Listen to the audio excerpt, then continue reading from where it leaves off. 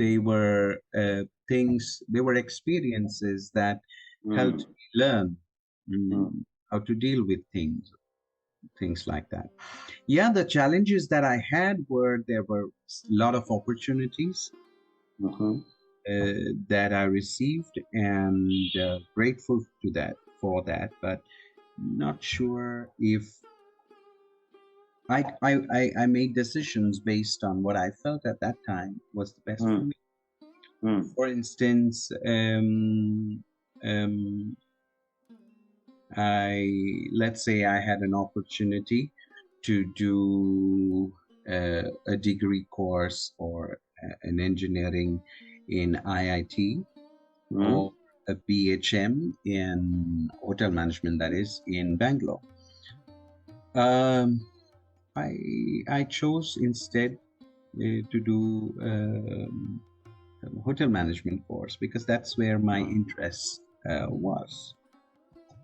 Uh, so, for example, baking, which I have stopped completely today, but that was a point where I had a lot of passion and I used to bake. When I was in my fourth standard, I think I baked my first cake.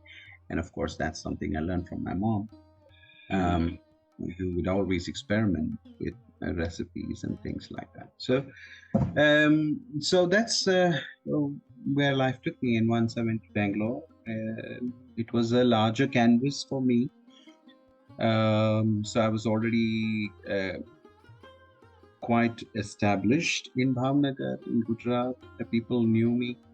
Now coming to Bangalore, I Mm. had to re-establish and build new friends and learn the language. Mm. So those were some things I would feel left out of conversations people had. Also in Gujarat, when I grew up, we were only speaking English, so I wouldn't even know the native language, Gujarati.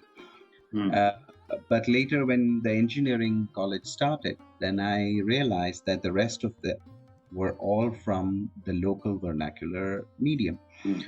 So if I had to make friends, I had to pick up the language. And Mm. so then I picked up language in college. Until then, I was only speaking in English. Of course, Mm. there's Hindi, which was taught in school, things like that. And my mother tongue is Telugu. Mm. So when I came to Bangalore, then the next challenge was Kannada, because everybody breaks into their local language, right? So Mm. I had realized that until I learn or pick up the local language, I won't be included in conversations. So Mm. that's what I had to next do. That's instead of sitting down and sulking, nobody's talking to me. I realized I'd have to make an effort. Mm.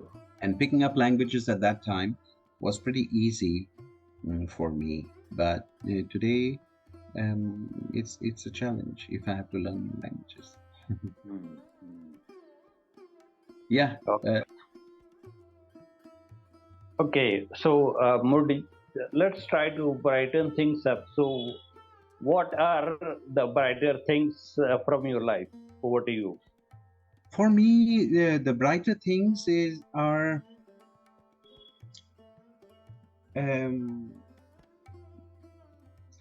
I think, like I mentioned, my childhood, very um, beautiful memories etched because of the friends we had and the facilities we had in the Mm. economy, the festivities we had, the Mm. celebrations and the joy. Never thinking of tomorrow or the future. We were in a very protected environment. Mm. Okay, there was a forest nearby. We used to take walks in the forest. Mm. There were hills around our houses, and we used to go on top of the hill and slide down, and fun things only. And then the brighter side was I started to enjoy learning uh, how to dance, my formal Mm. training, and things like that. Mm. So singing and dancing came very easily to me.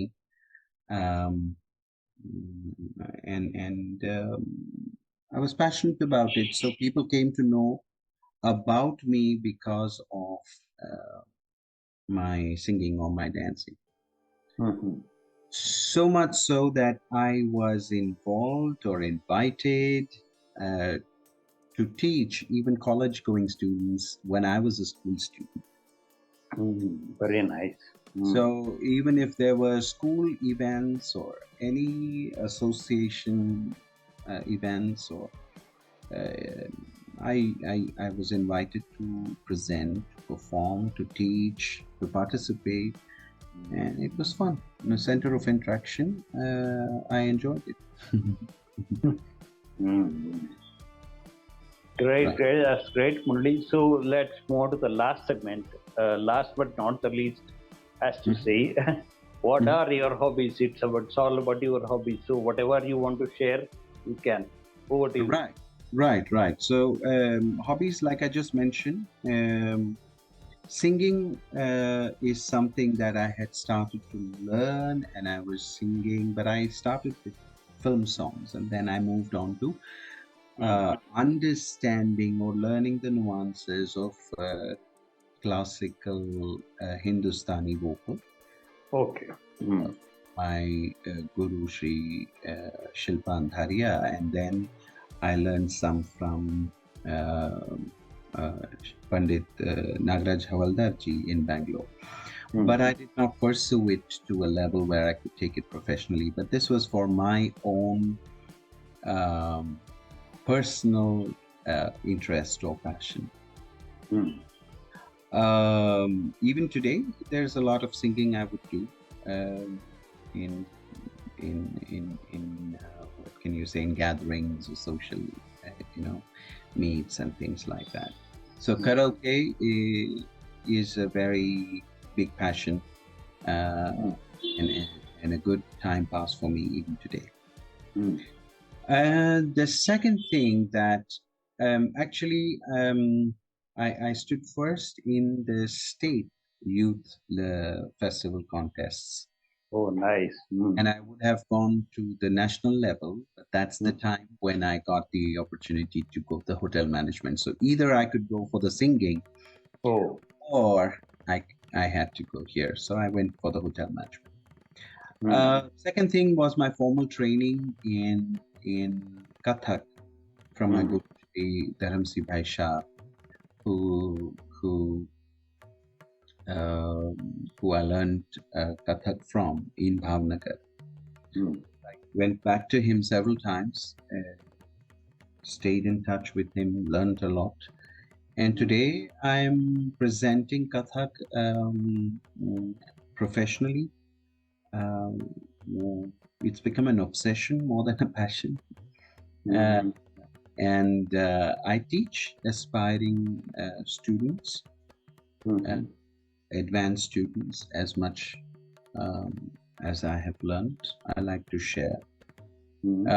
I have students from many countries, could be US, Mm. uh, Singapore, Bahrain, um,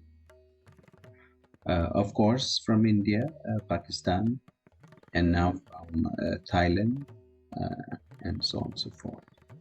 From Germany as well. Yeah. Oh, nice. Mm. All Mm. right.